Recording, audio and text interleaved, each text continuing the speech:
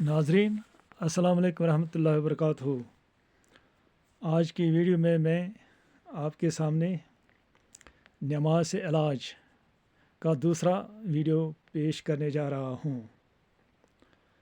इस बारे में मैं सबसे पहले ये बात आपको गोशगुजार करना चाहता हूँ कि जब हम नमाज़ पढ़ने के लिए अल्लाह के हुजूर खड़े हो जाते हैं तो गोया हम एक बेतहाशा क़ुव्वत के सामने खड़े होते हैं।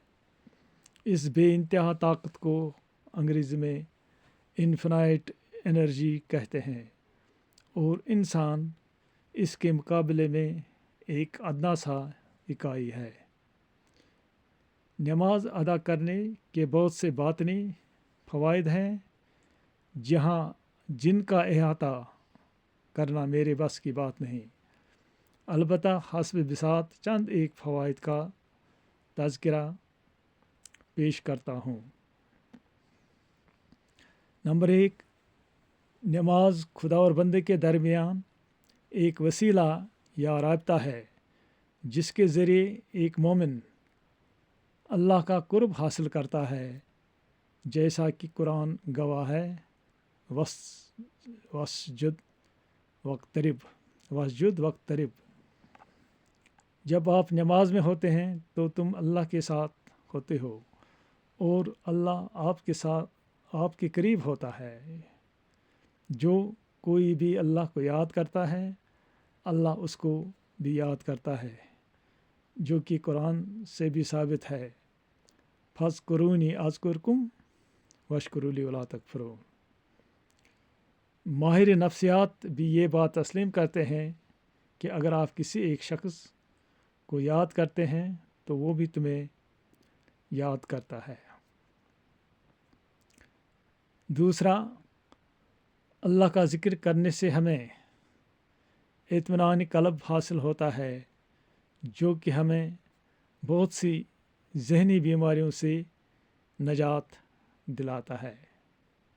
तीसरा फ़ायदा, नमाज हमें ज़ब्त नफ्स यानी सेल्फ डिसिप्लिन सिखाती है, जिससे हमारी ज़िंदगी मुतवाज़िन यानी बैलेंस्ड बन जाती है।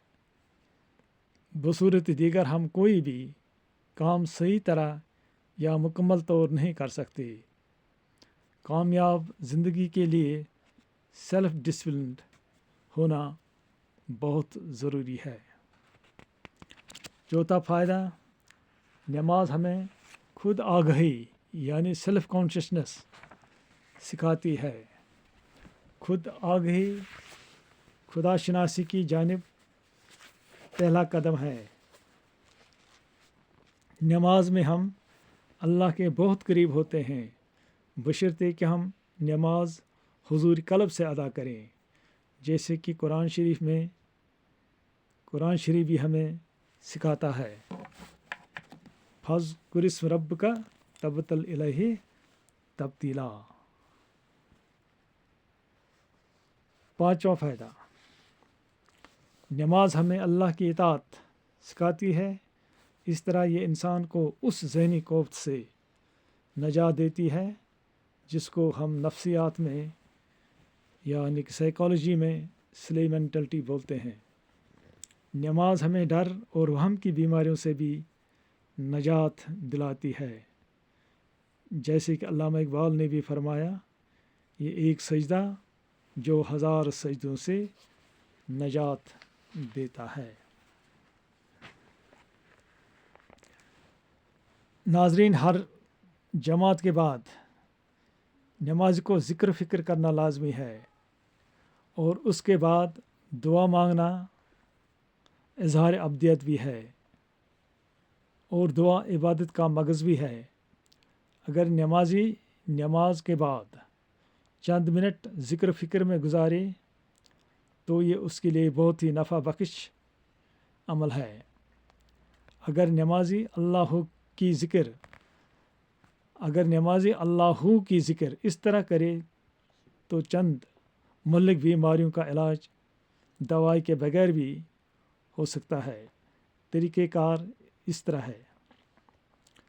ہر سانس اندر لیتے وقت اللہ پڑھنا اور سانس باہر چھوڑتے وقت ہو پڑھنا، مگر سانس گہری لینا اور 5 سیکنڈ تک روک کے رکھنا اور آہستہ آہستہ سانس کو باہر چھوڑنا ہے۔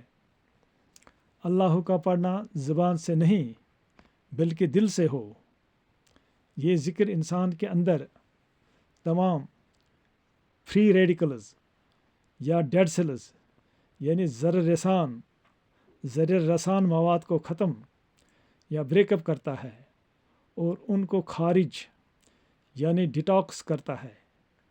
اگر آپ روزدار بھی ہیں تو ان فری ریڈیکلز یا ڈیڈ سیل سے آپ کا جسم خود بخود پروٹین تیار کرتا ہے۔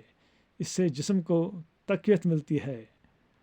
اس بات کی تصدیق میڈیکل سائنس بھی کرتا ہے اور ہم ماہ رمضان کے مہینے میں خود بھی محسوس کرتے ہیں کہ فاقہ کے باوجود ہم کبھی دن بھر بھوک محسوس نہیں کرتے ہیں، چاہے دن کتنا بھی لمبا ہو جائے۔ اس بات کو آپ ذہن نشین کر لیں کہ اگر آپ شوگر یا ہائی بلڈ پریشر جیسی مہلک بیماریوں سے نجات پانا چاہتے ہیں تو فری ریڈیکلز کو اپنے جسم سے خارج یعنی ڈیٹاکس کرنا لازمی بنتا ہے۔ یہ کام آپ آسانی سے نماز، ذکر فکر اور روزہ رکھنے سے کر سکتے ہیں۔ اللہ ہم سب کو سلامت رکھے اور تمام بیماروں کو شفا دے۔ شاد رہو، آباد رہو۔